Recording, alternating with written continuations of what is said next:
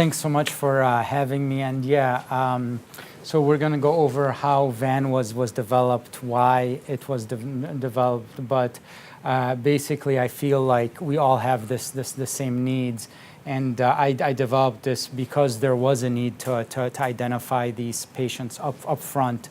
And so there's a pretest here, and we'll go over all the answers at the end. So I was just saying the reason why I developed VAN is because I feel there is a problem in identifying these patients. And, as we know, stroke is the #1 cause of disability in the developed world, not just in the US.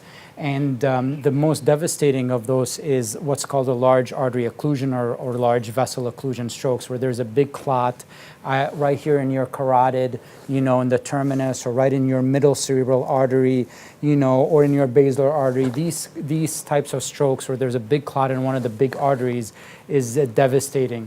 And so VAN basically allows us to identify these patients early with a simple tool, all right? So these are the sections that I'm going to go over.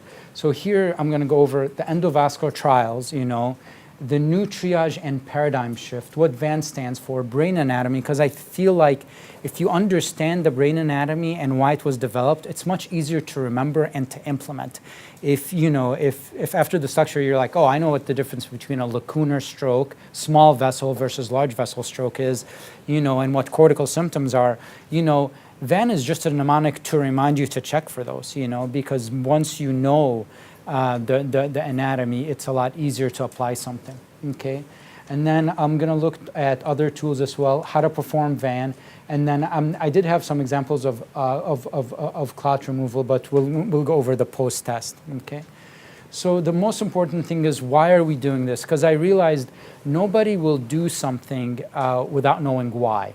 Okay, so why do we care about large vessel occlusion? Won't TPA just work for it?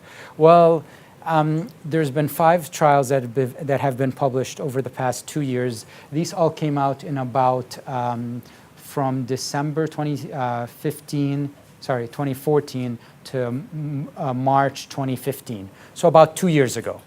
And basically every single trial here showed that you basically nearly double the number of people that are functional at 90 days. That means modified Rankin of 2 or more. That means I can walk on my own, I can take care of myself, I might have a facial droop, but I'm still walking and functional, right?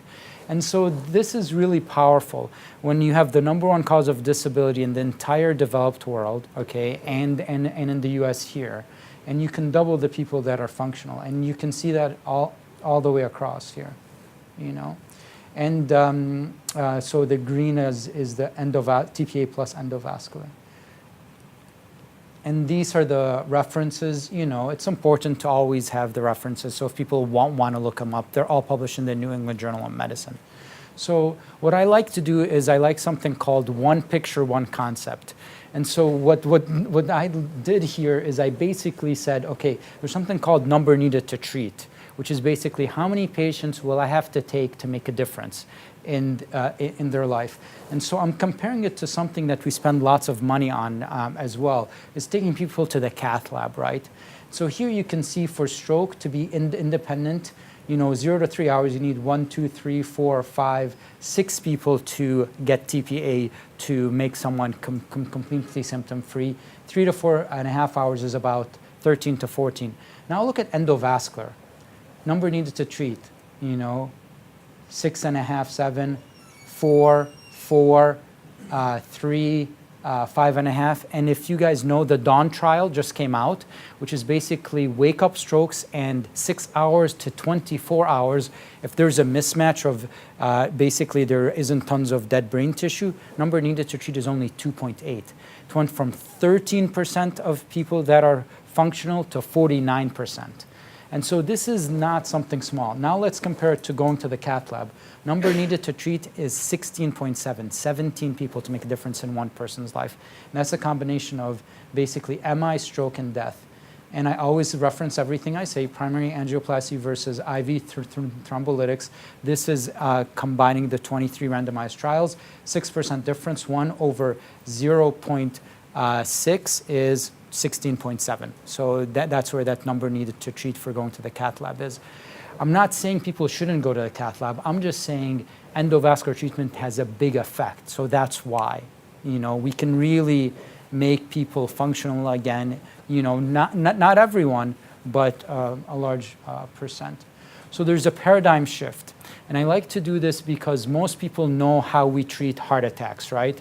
Are there people from the EMS here? Anyone from? Okay, great. So you guys know, if someone has an ST elevation MI, what happens? Cath lab, right? Exactly. And then they have a non-ST elevation MI, they get medical treatment. They might go to the cath lab tomorrow or the day after, but upfront treatment is medical. That's the same thing with strokes now. We have to identify who's a large vessel occlusion or non-large vessel occlusion, just like ST elevation MI versus non-ST elevation MI. And why it's important? Because you're doubling the people that are functional. Okay, you double the people that are able to be functional and independent. And you're talking about a 20 to 40% difference in outcome. Number needed to treat is actually pretty low in comparison to everything else we do in medicine. So this is a big deal. Okay, so this is what we did at Banner. This was a pilot. So this was the model we used to do. We used to get I think most people still do this. They come in, CT ahead within 20 minutes, TPA decision within 45 minutes, start the IV, go back for CTA at 60 minutes, wait for the read, call neuro IR at 90 minutes to 2 hours, and then you're activating the team close to 2 hours. So we said, well, that's not good. Why is it taking us 2.5 hours to get to the endovascular suite, or 2.5, 3 hours to transfer the patient out, right? And so I said, okay, let's develop something where we can tell up front if this patient might need to be triaged faster. And so that's how VAN was developed. And so what we did is we basically did VAN as soon as someone came in, even before the NIHO scale, because you might not have time to finish the NIHO scale before going to CT, but you should have time to finish a basic VAN exam, And then if they are VAN positive, you add a CTA to the CT and you call the transferring center. Or if endovasculars are available, then you call endovascular. And basically what we did is we took an hour out. Basically, we're triaging right as soon as the patient gets there. We do a basic VAN exam. We say CT, CTA, and activate the center. And so we published this basically, and I think you guys have the publication back there, and we decreased our door to endovascular treatment by 50%. We basically decreased it by an hour, and it makes sense, right? Calling someone an hour earlier means you'll probably get treatment an hour sooner. And so it has made a difference for us. And so what does VAN stand for? There's something called cortical symptoms. So cortical symptoms means that the brain, all of it is involved. And, I'm going to ask something quickly. How big is your spinal cord? It's pretty small, right? It's the size of a nickel, right? But if someone has a spinal cord injury, can they move half their body? No, right? Yeah, right? So if you have a tiny stroke in your spinal cord this small, you will not be able to move your entire body, or if it's half of it, half your body. But yet, is a stroke this big a big stroke? No, it's a tiny stroke, but it's in the right area. So I'm going to go over the neuroanatomy of why weakness alone does not mean you're having a large vessel stroke. I just gave you one example, a spinal cord stroke. Okay. So what does VAN stand for? It's the cortical symptoms. That means the entire brain's involved. V stands for vision. Okay. And basically, can people see to the right or to the left? And also, are their eyes crossed, because the vision is controlled in the back and the eye movement is controlled in the back of the brain, right? So we've covered the back of the brain. Aphasia is the ability to produce words, but also to understand, to follow commands. Close your eyes, open your eyes, make a fist, let it go, right? And that's called aphasia, the ability to understand and to produce speech. And that covers this part of the brain and this part of the brain. So you got the temporal lobe and part of the frontal lobe. All right, and then neglect is the parietal lobe right here. Neglect is when your eyes are forced over like this. and or you're just ignoring one side of the world. Your head's turned over and you're just ignoring one side. And you guys have seen stroke patients like that, where there's like, hello, you're like, what? And their eyes are forced over. So neglect. And it's forced gaze as well. So, and the reason why I put forced gaze as part of neglect, because classically, neglect is only if you touch them on both sides and they're really neglecting the world, and forced gaze is there. But I wanted to simplify it and use the frontal gaze center plus the neglect on the parietal lobe, and now I have basically the entire brain. So what part of the brain am I not covering? Yeah, and motor. So I'm not covering the motor. And the reason why is I'll show you in the next slides from the neuroanatomy, because doing motor alone will not tell you if the entire brain or the cortex is involved. So what should we do fast? And if they have arm weakness, test for cortical symptoms, vision, aphasia, neglect, you know? So let's do the brain maps. So this is it. We see the vision center right back here, right? Vision and memory.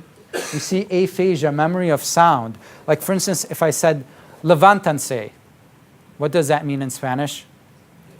Get up. If you didn't know Spanish, would you do anything?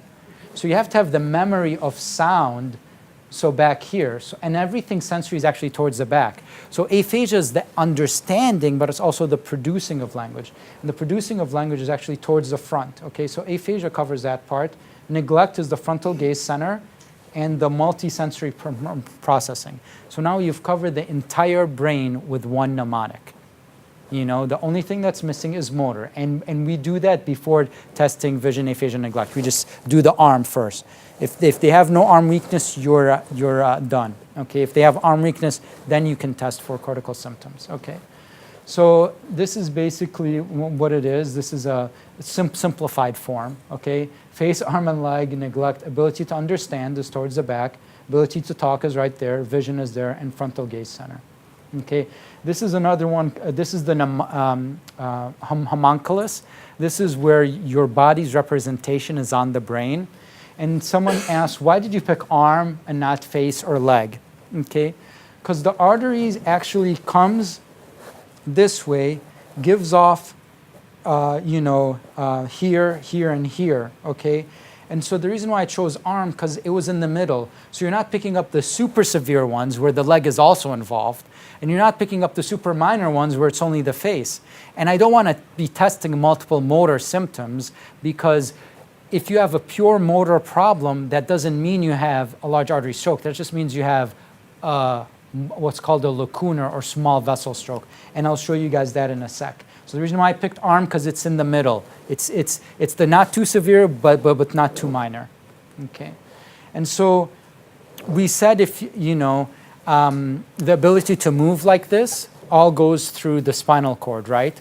So all this half of the brain with this entire homunculus, my leg, my arm, my face, everything comes down into a small little bundle, which is how you're able to do all this through this tiny little spinal cord.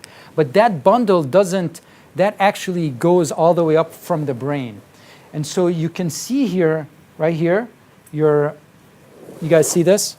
The leg, arm, face, that all comes down to something called the corona radiata, radiant crown, and comes down to the internal capsule.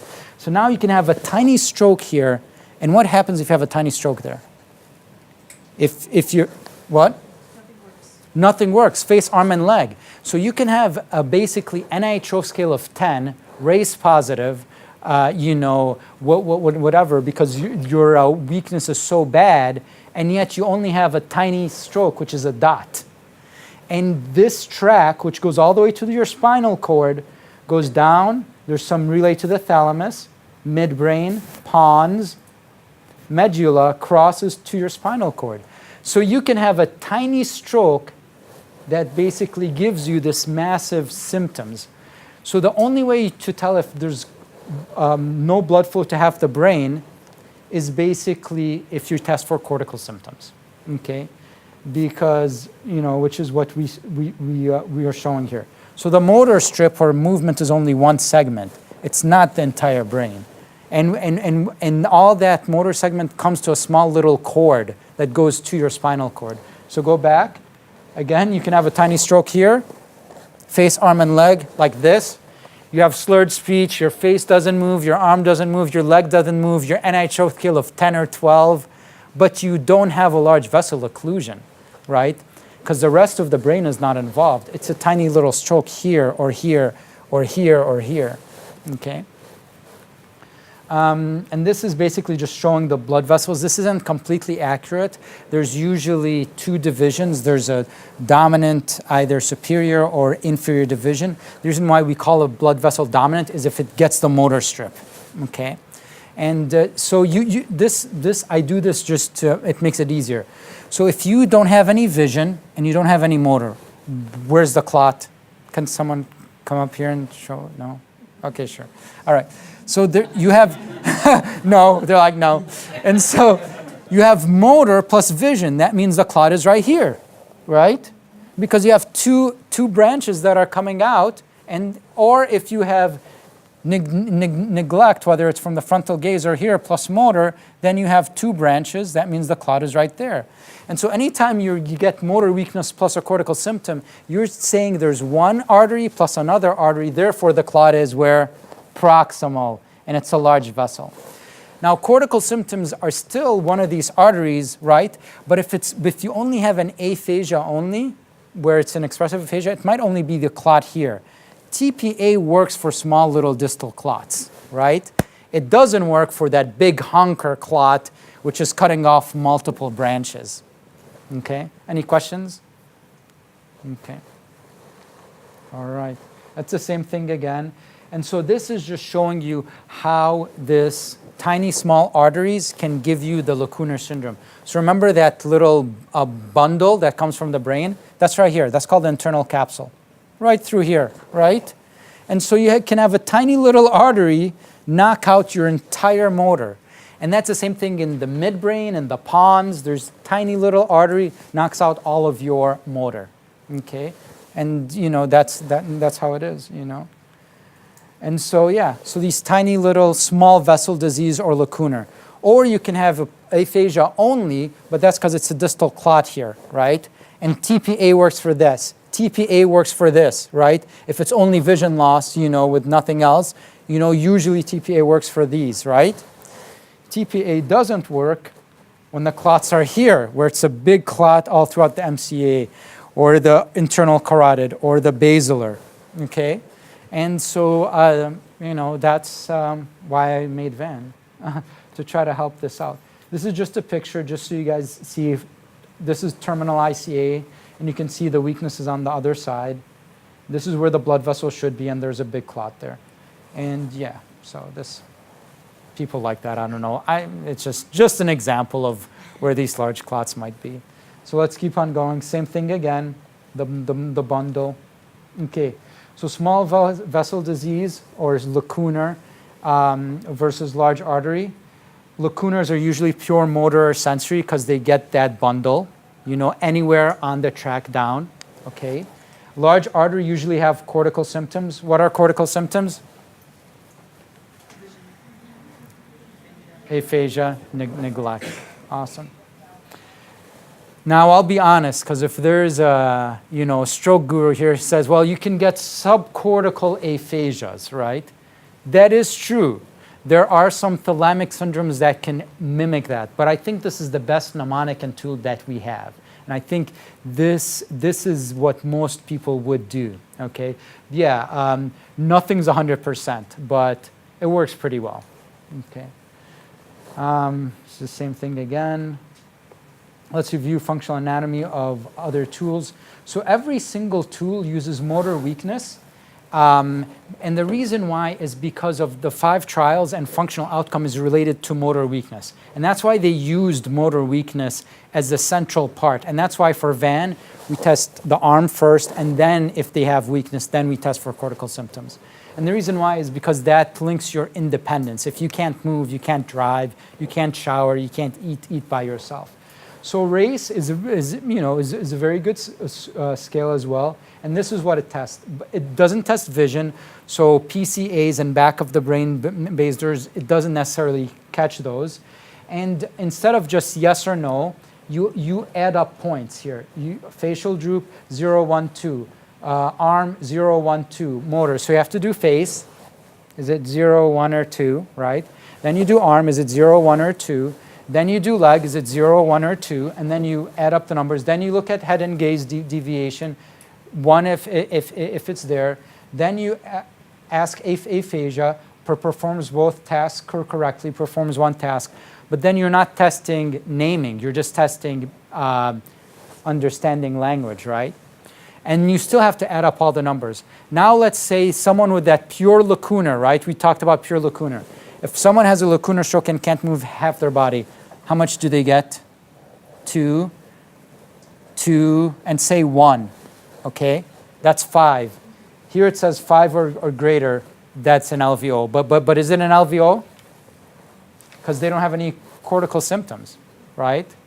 All they have is a very bad lacunar stroke. Legs, very similar. They don't look at neglect. But here is the same problem. You're still adding up numbers. And instead of testing the arm, which is intermediate, they're testing the leg, the worst type. And so here you have the same thing. You have to add 0, 1, 2, 3, 4, and add up numbers, okay? There's something called LA motor scale. LA motor scale just doesn't test any cortical symptoms. We're like, well, 70% of the time, if it's really bad motor, they might have cortical, so let's just do motor only, right? And so you test for no cortical symptoms whatsoever. It's a motor scale, right? And it wasn't really designed for large vessel occlusions, And all these are severity scales. They're not type of stroke scale, okay?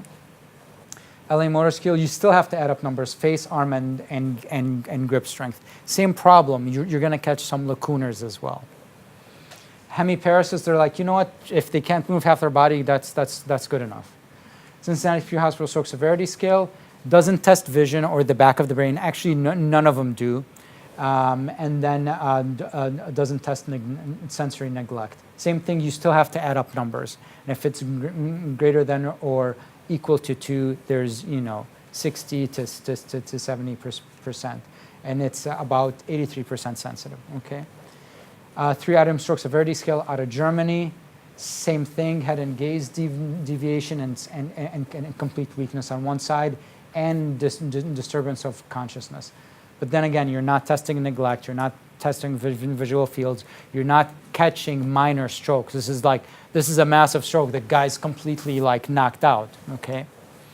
Fast ED, very similar to race, but instead of testing the leg as well, they just don't test the leg. So it's face and arm, same thing, and they don't test vision. This was retrospectively done based off of the NIH stroke scale. So technically, if you say aphasia, basically, how the study was done, they used the NIH stroke scale and derived this backwards, right? But how do we do an NIH stroke scale aphasia? We do the reading, we do the naming, right? We do the naming 7 objects, and we do the repeating sounds. All those flashcards? So technically, their scale is based off of retrospectively from the NIH scale, so this was never tested prospective. And they didn't, even though their scale now only says, oh, just have them close their eyes, make a fist, follow commands. That's not how it's tested. The publication is based off of retrospectively looking at the NIH stroke scale. So this is what they did, right? The NIH stroke scale, you have to do the reading cards, the naming the 7 objects, all this stuff. But anyway, very similar. You have to add up all the numbers, okay? And I think all of them work the same. Look at accuracy, 76, 79, 77, 75, 72, 78.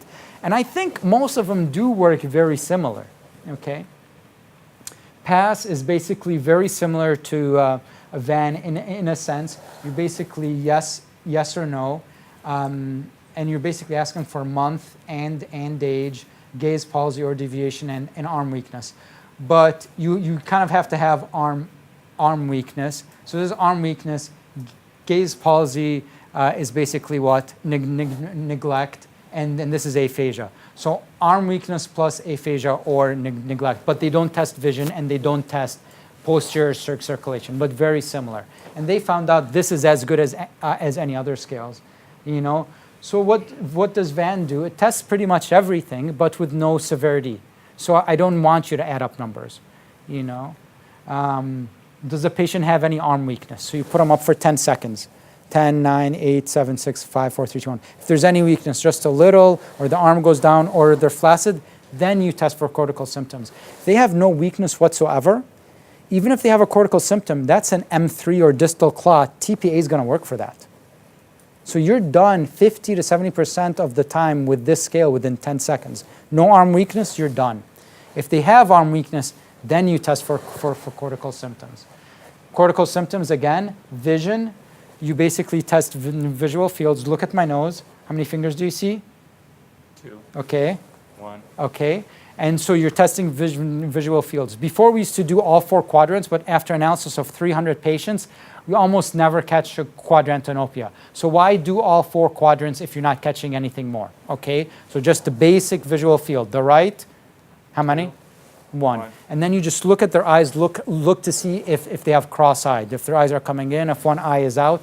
And the reason why we look for cross-eyed is because that's the back of the brain, these basilar clots that are missed, that have 70 to 80% morbidity and mortality.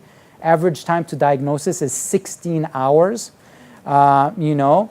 And so if you have someone has a little bit of arm weakness and their eyes are coming in and they're starting to become sleepy, you know what? This is the life-threatening 80% die basilar stroke. Okay, so we do vision. Aphasia, we don't ignore all the different types of aphasia, expressive and receptive, to produce words and to repeat and to follow commands. So we just say, okay, what's this? Watch. What's this? Jacket. So name 2 objects. Repeat, today's a sunny day. Today's a sunny day. And then two commands that we do for the NIHR scale. Close your eyes, open them, make a fist, let go. So you're done with the aphasia. Neglect, look at my finger, make sure that their eyes aren't forced over, make sure they can look all the way to the right, all the way to the left. You've tested, see if they have forced gaze, and make sure that they're able to look all the way to the right, all the way to the left. And then for the sensory neglect, you just tell them, close your eyes. Okay, tell me which side am I touching, right, left, or both? Right, left, both. That's it. You're done. And there's no scoring whatsoever. You're just like, they're VAN positive because they have arm weakness, severe arm weakness or mild arm weakness, and they're aphasic. They're not naming. And so that's it. You don't have to add up the numbers or nothing. You're like, he has arm weakness and a cortical symptom. What's the cortical symptom? The cortical symptom is aphasia. He can't talk. That's it. What this is I'm teaching the world how a stroke neurologist thinks. No stroke neurologist is going to say they have weakness plus a cortical symptom, and I don't think it's large vessel. They're like, you have to rule that out. And so what VAN is teaching everybody how to think like a stroke neurologist, basically. Okay? No cortical symptoms, then VAN negative, despite how weak they are. So VAN's been tested in about over 350 stroke codes. 50% of our stroke codes don't have any arm weakness, so 50% of the time we're done within 10 seconds. Okay, does not miss posterior circulation stroke. So we're picking up PCAs, top of the basilars, you know, because no other scale tests vision, right? So we're picking up visual field cuts, right, and basilar artery strokes. And we talked about how bad basilar artery strokes are. Mnemonic teaches the world what cortical symptoms are. Within 1 hour, everyone here can tell me, what are cortical symptoms? Done, okay. Has online course. And what's cool is because you don't have you're not testing how weak they are, so you're not adding up numbers. Is this 0, is this 1, is this 2? You have better what's called inter-observer reliability, because it's yes or no. They either have some weakness or they don't. Because you might say, well, this is a 2, no, this is a 1, you know, and so your numbers might be different, right? And so what this yes or no does is it basically eliminates, or not eliminates, decreases the inter-observer reliability, okay? My 6-year-old was going to do the exam. I'm not going to play that video, sorry. And you know, and really everything is VAN. So race, FAST-ED, all of them, they're just testing weakness plus cortical symptoms. It's just how do you test for it? Do you test for it with adding numbers, or do you test for it by just teaching the people these are cortical symptoms? Does the patient have cortical symptoms plus weakness? You know, but all the scales are the same. It's just how do you deliver them, you know? So this was the Van Alvo. So you know, my first publication had 67 or was it 70 patients? But you know, close to somewhere between 60 and 70 patients. But then what I did is we kept on doing this for over 300 patients, and we took the NIH stroke scale that we did at the same time, and we derived the race score, the FAST-ED, and the Cincinnati pre-hospital stroke severity scale. Then we looked at the CTA to see if there was a clot or not. And we looked at the positive predictive value, sensitivity, negative predictive value, how specific, and overall accuracy. And you can see, you know, overall accuracy 89, 92, 90. Van was 96.7, okay? It does do very well. Negative predictive value nearly 100%, okay? But overall, the accuracy isn't that much difference. What I like about it is you don't have to add up numbers. This teaching course teaches people how to think. And basically, this is something that you know for life, and it's not just a checklist, okay? But yeah, and so this I'm actually going to present at Society of Neurointerventional Surgery. It'll be an oral presentation in July. And this is a follow-up to the first study. So this is the Neuroform. The only reason why I changed the form is just to make it simpler, because everything is yes, no. So I just did that, you know, instead of, you know, having mild, moderate, severe weakness, because we realized we're not using that anyway. We're just saying yes or no. So why do I have it listed as mild, moderate, or weak, you know? So I just made the form simpler. And so let's do a quick exam. So why VAN? No calculation of a numerical score. Uses motor weakness as central point for triage, which everyone looks at motor as well. Uses cortical symptoms without severity scoring. VAN teaches what cortical symptoms are, and mnemonics helps, okay? So the essential thing is to do the VAN the same every time. Let's do this. So number one, does patient have any arm weakness? 10 seconds. No weakness, you're done. If they have weakness, we test the visual fields. Again, 2 fingers, 1 finger, and then look if they have cross-eyed. They might complain about double vision if they're cross-eyed, okay? And then the aphasia and the neglect. And if they're positive in anything plus arm weakness, they're VAN positive. If they don't have weakness, you're done. And that's it. I mean, if anything is checked yes with arm weakness, you're done. If they have no arm weakness, you're done, either VAN positive or VAN negative. All right.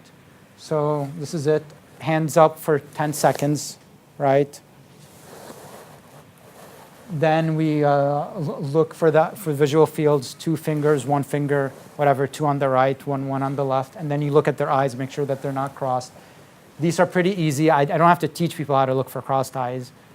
And it's just, their eyes are crossed, you know? Like, hey, I'm seeing double and my eyes are like this. This is, you know, it's not a test, it's an observation, okay? And then name 2 objects, whatever, pen and watch, repeat today's a sunny day, and then close your eyes, make a fist, right? That's pretty easy. Yes, yes, whatever, right? And then neglect if their eyes are forced over. And so what's really cool is my nurses now, within 5 seconds, they can tell me if someone's VAN positive. Any large stroke, arms not moving, their eyes are for VAN positive. 10 seconds, you know? So someone comes in, ma'am, can you name 2 objects? And the arm is weak. Done. VAN positive. 2 seconds. Aphasia plus weakness. And once you do it, it's automatic. Within 10, 15 seconds, you're not even doing it all. You're like, yeah, Dr. Teleb, the patient is VAN positive because they can't talk and their arm is weak. Yeah, Dr. Teleb, the patient is VAN positive. Their eyes are forced over and they're not moving their left side. You don't have to do the scale. You're taught the scale. You know it. It's automatic now. you know. And so, I mean, that's really what's happened with all of my nurses and my nurse practitioners that run the stroke codes is now they're doing it so fast that it's very easy to pick up. Okay, and then you know so the forced gaze or inability to track to one side, again, their eyes will be forced over, but you check, make sure that they can look to both sides like this, because if they can't track towards one side, then you know that's a gaze problem. Okay, move your eyes, follow all the way over, and then unable to feel both sides at the same time, which we already showed you. Close your eyes, then you touch both sides, and make sure that they feel both sides at the same time. Okay, so 7 examples for training. All right, this is where I get to do all these cool things. So first one, left lacunar severe weakness. I've already showed you this. All right. Hello, this time my name will be Bob, not Edward. I can't move half my face, 2 points on the NA scale. I can't move my arm, that's 4 points. What is that, 6 points? I can't move my leg, another 4. That's 10 points. And I have a little bit of slurred speech, okay? Now let's do the Van exam on me. Well, there's motor weakness. Okay, let's test vision. 2, 1. My eyes are not crossed. Okay, vision is done. Let's test aphasia. Name 2 objects. Pen, watch. Okay, repeat after me. Today's a sunny day. Today's a sunny day. Okay, I'm going to keep on going, right? Because you have to demonstrate why this is real neuroanatomy. Okay, and then I'm going to keep on going. Okay, and so then close your eyes. Yep, make a fist. Okay, forced gaze deviation. No, I'm looking right at you. I track all the way to the right. Track all the way to the left. Okay, you're touching me. Yep, you're touching both sides, right? So despite the fact that they have this large lacunar, if they don't have any cortical symptoms and their NIH scale is 10 or 12 and they have slurred speech, people that are drunk have slurred speech. That's not an aphasia, right? And now everyone here is better than most, no, actually, as good as most stroke neurologists at identifying small vessel disease versus large vessel disease. Type of stroke. Is it a small vessel, lacunar, or is it a large vessel that involves the entire cortex? So that's number 1. Number 2, left MCA clots severe. Aphasic, fourth gaze deviation, arm and leg don't move. Okay, patient number 2, right? Okay, left MCA minor, expressive only. Here's the minor, patient 3. Very little drift. Do the aphasia exam on me. Name. Oh yeah, name 2 things. So. What? Arch. Pen. Okay. Then next. Today's a sunny day. Repeat after me. Repeat after me. Today's a sunny day. Today's a sunny day. And then follow commands. Close your eyes, make a fist. So even though they can close their eyes and make a fist, they still have an expressive aphasia with minor weakness. This is the stuff I'm picking up at the hospital where no one else is, because I'm picking up an expressive aphasia, even though they're following commands. Well, what is that? It's a partial clot and a dominant M2 going to the Broca aphasia plus the motor. And it's a non-obstructive clot right here. Right? The expressing words, but even though they can still understand, right? That's why this is so powerful, is because you can identify patients with large vessel occlusion with NIH stroke scales of 4, 5, 6, 7. It doesn't have to be 10 or higher. And then the 10 or higher, if they have no cortical symptoms, you know most of the time it's not large vessel occlusion. Again, nothing works 100% of the time, right? But what we're trying to do is how do stroke neurologists, how do people from the neurosciences think? And this is what it allows you to do. Left MCA minor receptive only. It's the same thing. They'll just say random words, yes, hello, yes, okay. And they might have a minor arm weakness, but if you ask them to follow commands, they won't. Okay, next one, right lacunar. Hi, how's it going? This side is weak, right? But they don't have a forced gaze preference or anything else, right? Right MCA clot severe. These are the people that ignore. I don't have anything wrong with me. There's nothing wrong with me. What are you talking about? So they're neglecting the left, right? What? There's nothing wrong with me. You're not touching me. You touch them. You're not touching me, and their eyes are forced over, right? They have no idea that's going on. So that's a right MCA clot severe. Right MCA clot with minor sensory. Those are the ones where like they have weakness, and then you tell them close your eyes. You touch both sides, and guess what? They ignore you touching them. So they're like, you're touching the right and left, and they're not telling you you're touching the left at all. And so these are the 7 case examples, you know. Anything else? All right. This is the post-test. So these are the answers. Stroke thrombectomy doubles your chance of having good outcome, and it is the new standard of care. So American Heart, American Stroke Association, the new guidelines came out in March or February of 2015. VAN stands for, you guys already said this, vision aphasia, neglect. To be VAN positive, a patient must have, is it arm weakness only? Arm and leg weakness? Arm, leg weakness, and slurred speech? No, they have to have arm weakness plus aphasia. Okay. VAN is designed to test for lacunar strokes, large vessel occlusions, TPA eligibility, or cortical symptoms. Again, large vessel occlusion and cortical symptoms. Question 5. VAN testing for aphasia includes naming 2 objects, repeat a simple phrase, and follow 2 commands. So it does test all the different types of aphasia. Ability to state full name, no, that's not part of the VAN exam. If a patient is VAN positive, we usually get a CTA head and neck in addition to the CT. And then you notify the neurointerventional team or the transfer center, depending on which center you're at. TPA should be held until known if patient going for clot retrieval. No. You still give TPA even if they do have a large vessel occlusion. Okay. Number 7, VAN testing for vision includes assessing for nystagmus. No, you're looking for crossed eyes, basically a visual field cut or someone can't see, basically new onset blindness. Use of VAN decreased door to endovascular suite by 50% from our original trial. So we decreased the door to endovascular by doing it up front by 50%. VAN testing for neglect includes ignoring one side and forced gaze deviation or forced gaze preference. Lacunar stroke, small vessel, have no cortical symptoms, usually are premotor sensory, and can manifest with severe weakness, like I showed you guys with the examples. All right, so that's the test, and those are all the right answers. Thanks.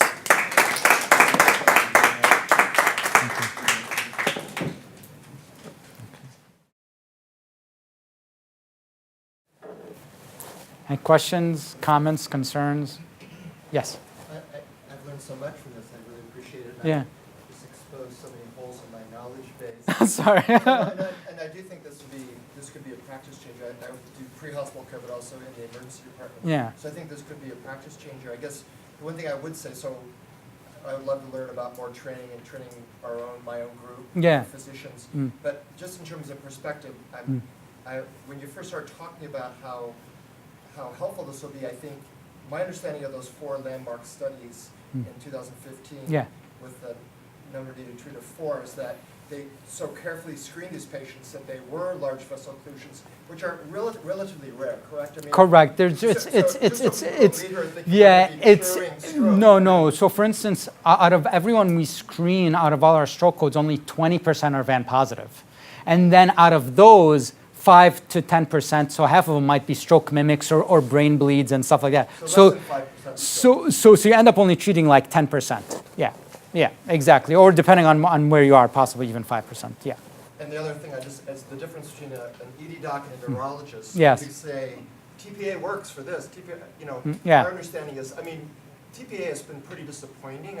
I'm sorry. But that's kind of like wanting to go to the prom and you never quite get asked. No, I'm just saying. So I just want to say. We have this idea that we have TPA as going to be magic, and it just isn't very magical. Yeah, correct. It is not magical because I think how it works is sometimes decreases the penumbra, so it allows people to rehab better. So there's actually no difference with TPA at 24 hours. You're never going to see, not never, most likely you won't see the difference with TPA in a hospital at 24 hours. You see it because it might have saved a little bit more tissue, so then they can rehab better. So at 3 months, that's when you see the difference. So if you look at all those studies, there is no difference between TPA and not at 24 hours. It's I think, is saving that extra brain tissue that allows you to rehab, so at 3 months there's a difference. Yes? Can you talk about our EMS agencies and hospitals adopting this and using it, or who else is testing it right now? Yeah, so right now, so I've had interest from, I know that in San Antonio, I want to say 2 or 3 hospitals are doing it in San Antonio. I've got an email from Virginia. They're thinking about using it in 2 hospitals in Virginia. I know there's multiple hospitals within California that are doing it as well. The problem is I don't have access to how they're doing with it. It seems like there's positive feedback. The state of Louisiana, their board met for stroke and trauma. There's, I'm not sure, is it called the triage or trauma board, whatever. And so they got together, and so the state of Louisiana will also try to be using VAN as well. So there's multiple people that are using it throughout the country. I'll be honest, I had no idea that it would be this popular. It was a way for me to teach my nurses and to get patients like better care faster in a simple way. Nobody likes to add up numbers, and nobody likes to do something when they don't know what it stands for. You do a lecture like this, you teach them that the brain is like this, and it comes into a little cord and goes to the spinal cord, and then they understand that weakness doesn't mean a massive stroke. They realize that you have to have cortical symptoms plus weakness, and then it's really I was just doing it to enable everyone to identify these patients faster. So it's getting more and more popular. I'm getting emails all the time.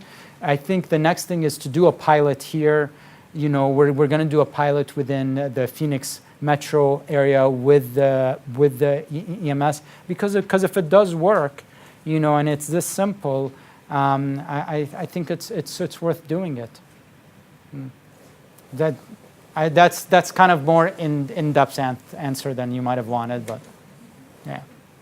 So multiple places are doing it.